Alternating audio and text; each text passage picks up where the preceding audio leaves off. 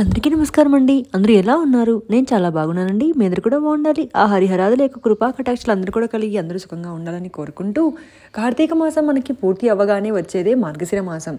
చాలామంది కార్తీక మాసం అయిపోయగానే ఇంకేమీ లేదు అనుకొని ఉంటారు. కానీ మనము కార్తీక మాసంలో శివ కేశవులకి మనం ఎలాగైతే ప్రాధాన్యత ఇస్తామో, మార్గశిర మాసంలో వచ్చే గురువారాలు కూడా అంతే ప్రాధాన్యమైనవి.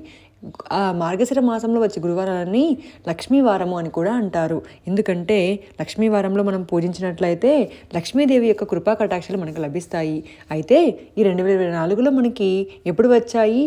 అలాగే ప్రత్యేకంగా ఏ వారానికి ఆ వారం నైవేద్యం అనేది సపరేట్గా పెట్టాలి కదండి. ఆ నైవేద్యాలు ఏమిటి, పూజా విధానం కూడా తెలుసుకుందాం. శ్రీ దుర్గాదేవి కాళీమాత ఆశీస్సులతో శివరామరాజు గారు ఫోన్లోనే జ్యోతిష్యం చెప్తారండి. ప్రేమ సమస్యలు, పిల్లలు పెద్దల మాట వినకపోవటం, సంతానం, విడాకులు, ఉద్యోగ సమస్యలు, అబ్రాడ్ వెళ్ళడానికి, లేకుంటే ధన సమస్యలు, వివాహం ఎప్పుడవుతుందని, వివాహ ముహూర్తాలు కానీ, స్త్రీ పురుష వశీకరణ, భర్త భార్య మాట వినకపోవడం, భార్య భర్త మాట వినకపోవడం, అత్త మామల ఇంట్లో వేధిస్తూ ఉండడం, ఇలాంటివి ఎన్నో జరుగుతుంటాయి కదా.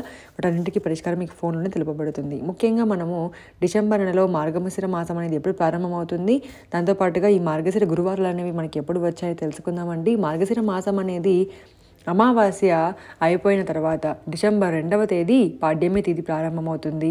ఈ రోజున మనం పోలీ పాడ్యమిగా జరుపుకుంటాము. ఆ తర్వాత వచ్చే గురువారం మొదటి గురువారం గాను, తర్వాత వచ్చే గురువారాలు 2, 3, 4 అలా జరుపుకుంటారు. అంతేకాకుండా 5వ గురువారం పుష్యమాసంలో అమ్మగారింటి కోసం ప్రత్యేకంగా చేసేదే ఈ యొక్క లక్ష్మీ గురువారం వ్రతం అన్నమాట.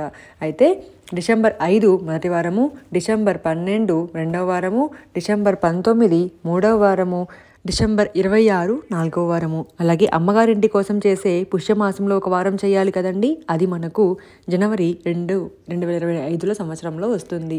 అయితే ఇలా పూజ చేసుకోవాలండి. పూజా విధానం ఎలా ఉండాలి అంటే, పూజా విధానం ఉదయాన్నే తలంటు స్నానం చేయాలి.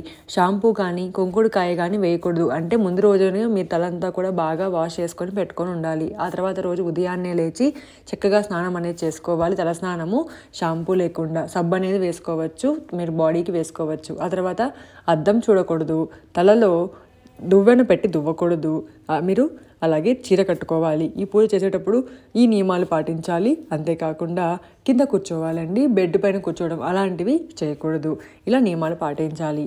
ఇంటి ముందర తప్పకుండా దీపాలను పెట్టాలి. ఆ దీపాలు కూడా మన ఇంటి లోపలికి ఉండేలా డైరెక్షన్ అనేది ఉండాలి. ఆ తర్వాత ఇంటి ముందర గడప దగ్గర ఆ లక్ష్మీదేవి పాదాలు మన ఇంటికి వస్తున్నట్లుగా మనం ఆ 2 పాదాలు అనేవి ఇంట్లోకి లోపలికి వస్తున్నట్లుగా భావించాలి. అలాగే మనం పెట్టే పీఠము ఎర్రటి వస్త్రాన్ని పరిచి తప్పకుండా ఉండాలి. ఆ తర్వాత ఎర్రటి పువ్వులతో పూజించుకోవాలి. మొదటిగా అమ్మవారికి పాలను నైవేద్యంగా పెట్టాలి. ఆ తర్వాత వైవిధ్యంగా 4 వారాల కాను 4, అలాగే 5వ వారంకి అమ్మగారింటి కోసం కూడా చేస్తారండి ఈ పూజని. 4 వారాలు అత్తగారింటి కోసము, అంటే భర్త పిల్లలు మనకు ఆయుష్ కోసము, ఆరోగ్యాల కోసం, ఐశ్వర్య కోసం చేస్తాము. అలాగే 5వ వారము అమ్మగారింటి కోసం చేసేదే ఈ పూజ. ఎందుకంటే కథలో కూడా ఉందండి. కథ అనేది నేను తర్వాత వీడియోస్లో చెప్తాను. ఇలా పూజ అనేది చేసుకోవాలి. అమ్మవారిని చక్కగా సువాసన భరితమైన పువ్వులతో పూజించాలి. మల్లె పువ్వులు, అలాగే కాకడాలు, సెంటు జాజులు ఇలాంటి పువ్వులతో పూజించి, నెయ్యి దీపము చూపించి, అలాగే దీపహారతిని ఇచ్చి అమ్మవారికి చక్కగా ఆసనాన్ని పరిచి పూజ అనేది చేసుకోవాలి. ముందుగా వినాయకుడిని పూజించుకొని ఆ తర్వాత చేసుకోవాలండి. ఉపవాసం అనేది పూర్తిగా ఉండాలా అంటే అవసరం లేదండి. ఈ పూజ అయ్యేంత వరకు ఏమీ తినకూడదు. ఎలాగా అంటే టేస్ట్ కోసం పిల్లలకు వంట చేసేటప్పుడు కూడా టేస్ట్ చేయకూడదు అనమాట పూజ చేసేంత వరకు. అందుకే మీరు పూజ ఎప్పుడు చేయాలి అంటే ఉదయం 9 గంటల లోపు చేసేసేయాలి. సాయంకాలం వేళ మళ్ళీ తిరిగి హారతులు, గడప పూజలు అది తప్పకుండా చేయాలి. అంతే విధంగా ఈ రోజున తప్పకుండా అమ్మవారిని కనకధర స్తోత్రంతో పూజించుకోవాలి.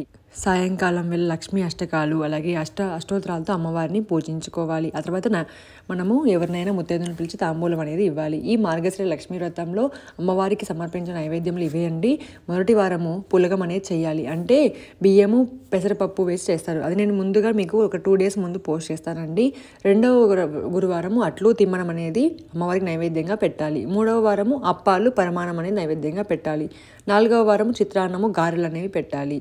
అలాగే 5వ వారం పూర్ణం బూరెలు అనేవి అమ్మవారికి నైవేద్యంగా పెట్టాలి. వీటికన్నింటికంటే ముందు పాలను నైవేద్యంగా పెట్టి ఆ తర్వాత వీటిని కూడా పెట్టాలి. ఇలా పూజించుకున్నట్లయితే చాలా మంచిదండి. సేమ్ మనం దీపావళి రోజు అమ్మవారిని ఎలాగైతే లక్ష్మీదేవిని పూజిస్తామో అలాంటి పూజే, కాకపోతే నైవేద్యం అనేది సపరేట్గా పెట్టాలి.